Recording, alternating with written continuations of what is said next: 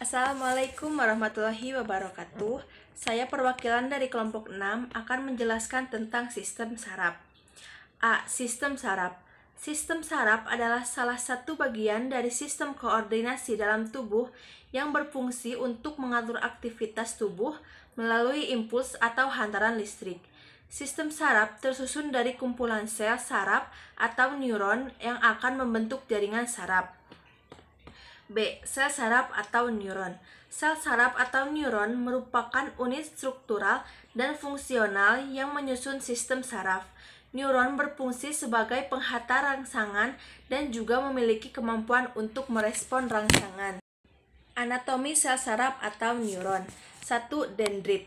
Bagian dari badan sel yang berupa tonjolan sitoplasma berukuran relatif pendek dan bercabang. Bagian neuron yang paling awal terkena rangsangan, berfungsi untuk meneruskan rangsangan dari reseptor menuju badan sel. Yang kedua yaitu badan sel atau perikarion.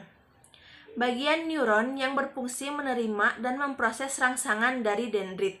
Pada bagian sel atau perikarion terdapat nukleus atau nukleolus.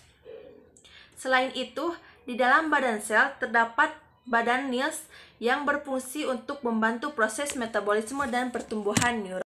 3. Akson atau neurit merupakan tonjolan sitoplasma yang relatif panjang sekitar 1 mm sampai 1 meter. Berfungsi untuk meneruskan rangsangan dari badan sel. Akson memiliki bagian-bagian spesifik yaitu A. Neurofibril merupakan bagian terdalam dari akson yang berupa serabut halus dan berperan untuk meneruskan jalannya impuls.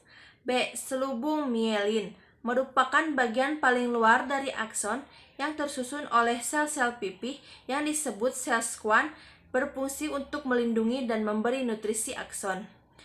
C. Nodus Ranvier merupakan bagian akson yang menyempit dan tidak dilapisi oleh selubung mielin, berperan untuk mempercepat hantaran rangsangan. Yang keempat yaitu sinapsis. Sinapsis merupakan penghubung antara neuron satu dengan neuron lainnya. Macam-macam sel saraf atau neuron. A. Berdasarkan fungsinya yaitu 1. Neuron sensorik berfungsi untuk menerima rangsang dari alat indera kemudian meneruskan impuls ke otak atau sumsum tulang belakang. 2. Neuron motorik berfungsi untuk membawa informasi dari otak atau sumsum tulang belakang lalu ke otot atau kelenjar untuk melakukan respon tubuh. 3. Neuron asosiasi atau interneuron berfungsi untuk meneruskan impuls dari neuron sensorik ke neuron motorik. B. Berdasarkan strukturnya yaitu 1. Neuron unipolar memiliki satu juluran dari badan sel yang bercabang menjadi dendrit dan akson. Contoh, neuron pada embrio dan fotoseptor mata. Yang kedua yaitu neuron bipolar memiliki dua jalur juluran dari badan sel menjadi dendrit dan akson. Contoh, reseptor pada mata, telinga, dan hidung. Yang ketiga yaitu neuron multipolar memiliki banyak juluran dendrit dari badan sel dan hanya memiliki satu juluran akson. Contoh, pada saraf motorik, pada otak, dan sumsum tulang belakang.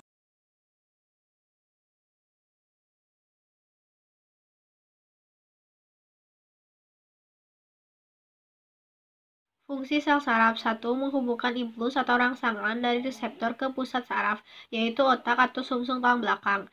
2. Menyampaikan impuls dari pusat saraf ke organ target. 3. Menghubungkan neuron sensorik dan motorik agar hantaran impuls dapat berjalan dengan baik.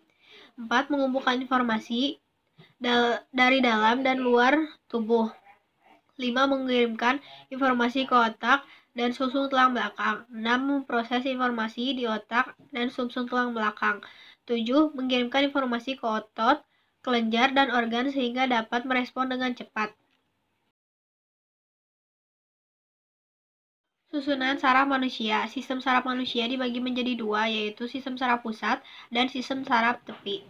Sistem saraf pusat merupakan pusat koordinasi dari segala respon terhadap berbagai rangsangan, seperti otak dan sumsum tulang belakang.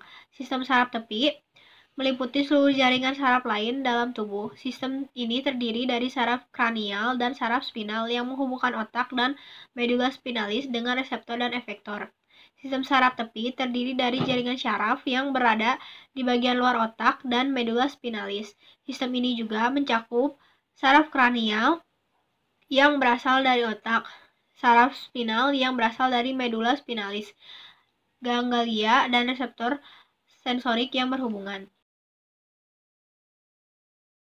Syaraf kranial. Syaraf ini terdiri dari 12 pasang yang muncul dari berbagai bagian batang otak. Syaraf kranial tersusun dari serabut sensorik, tetapi sebagian besar tersusun dari serabut sensorik dan motorik.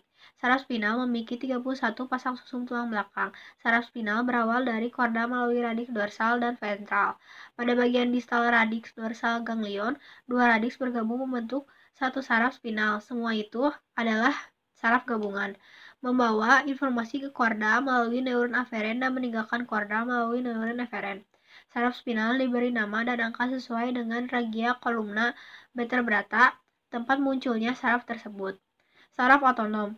SSO merupakan sistem motorik eferen visceral. Sistem ini menginversi jantung, seluruh otot paha seperti pada pembuluh darah dan viscera, serta kelenjar-kelenjar.